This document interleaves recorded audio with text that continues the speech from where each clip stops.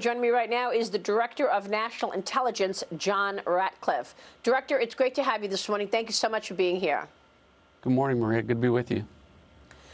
I want to start on the validity of all of this because we have been doing a deep dive into this laptop and these emails, which indicate Hunter Biden was cashing in on his father's position. Adam Schiff, from the chairman of the Intel Committee, is out and about this weekend on Sunday morning shows saying all of this news is just Russian disinformation, and it's not true. You are the Director of National Intelligence. You see more intelligence than anybody in the country other than the President of the United States, so you can tell us what's real and what's fake. Is this Russian disinformation, Director?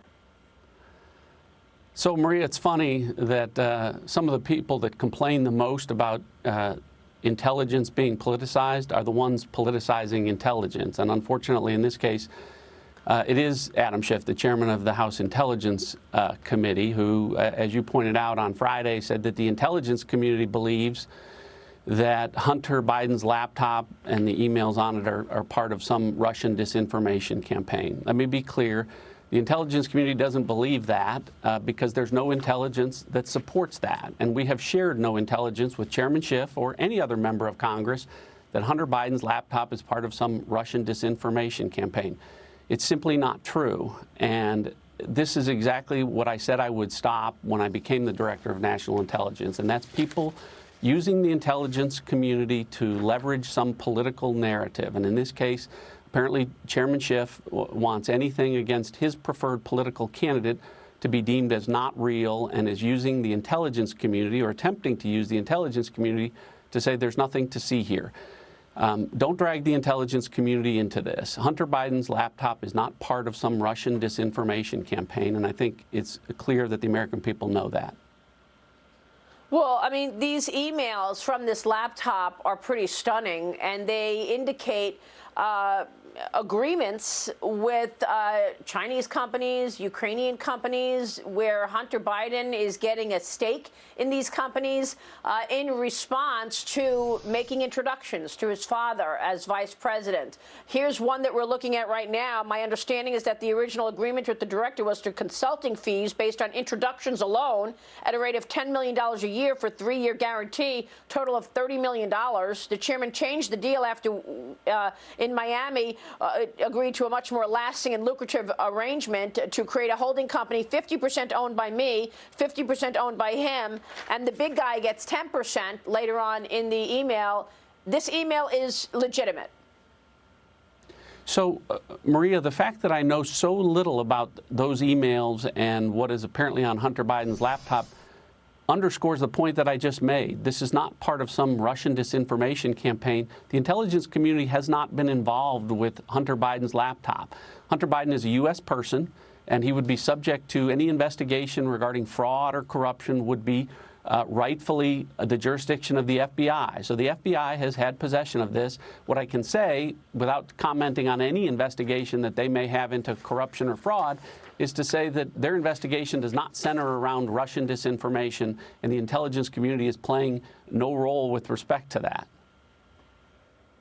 So what are we supposed to do? Hear Adam Schiff calling it Russia disinformation 2 weeks before an election so that people are under the impression that this is not real? So is Adam Schiff lying to the American people? This is an elected official. Yeah, so, Maria, what we do is we tell the truth. And my role as the Director of National Intelligence is to not allow people to leverage the intelligence community for a political narrative that's not true. And in this case, Adam Schiff saying that this is part of some Russian disinformation campaign and that the IC has assessed that or believes that is simply not true. So I appreciate the opportunity to be able to tell the American people that that's the case.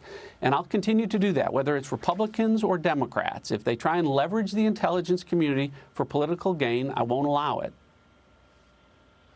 Well, I mean, what do we know? I mean, the FBI has been sitting on this for a year, Director Ratcliffe. Why didn't the FBI raise this issue while President Trump was being impeached? If they had this information since November, December of 2019, 2 months later, January 16th,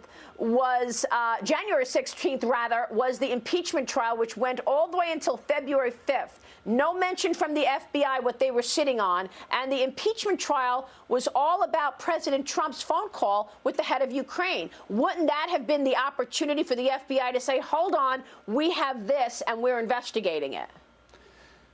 I think so, Maria.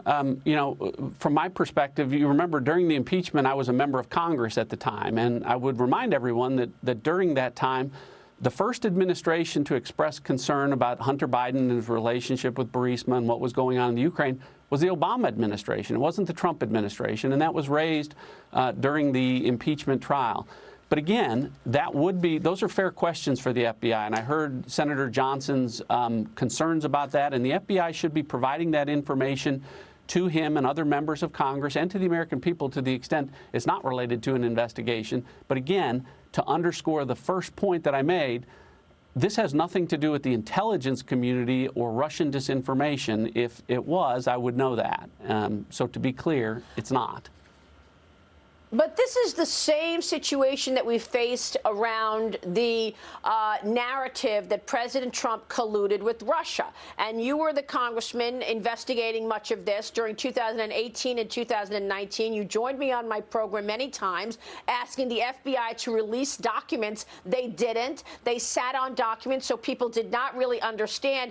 It took you coming out just a few weeks ago and declassifying handwritten notes that John Brennan wrote, which indicated Hillary Clinton had the idea to tie President Trump to Russia. And the FBI knew it. Again, that was not released until a couple of weeks ago by you. How long did the FBI sit on that? Well, Maria, so to remind people what I declassified, it was authentic Russian intelligence. It was Russian intelligence that was briefed by the former CIA director, John Brennan, to President Obama and Vice President Biden. And then it was properly referred by the CIA to the FBI for investigation. And it all related to a Hillary Clinton plan to create Trump-Russia collusion narrative that wasn't true. It wasn't just the FBI that knew that, though. It was the intelligence community and our law enforcement community that knew that. And I think everyone knows at this point that Hillary Clinton did create the Trump-Russia collusion narrative. She hired Christopher Steele for that purpose, and it was used in connection with the Steele dossier. It was used for FISA applications and all of that. I think what's different about when I declassified that information, it was the first time that members of Congress and the American people know now that our intelligence community and our law enforcement community were aware of that information before the Crossfire Hurricane counterintelligence investigation was ever opened. And those are the issues that John Durham is looking at, and those are the issues that have resulted in what we know aspects of that counterintelligence investigation were illegal. They were criminal. We know that. We know what happened at the FISA court was illegal. And as a result, one person has already pled guilty and will go to jail. And hopefully, as a result of John Durham's investigation, we'll ultimately find out who else was involved, what other crimes were committed. And, that process will have to play out. But you're right, Maria.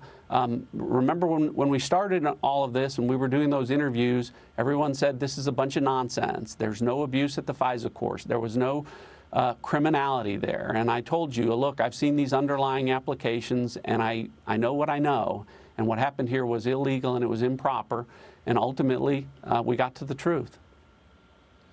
Director, why would anybody trust the government when we see so much corruption, when we see all of these lies to try to take down a candidate and then a sitting president? I'm going to slip in a short break, and then I want to ask you more about this, because what we're learning in the last couple of weeks should outrage all Americans. This is a trampling on our rights and our liberties. We are talking with the Director of National Intelligence this morning, John Ratcliffe, and we'll be right back after this short break. Thank you, Director. Hold on.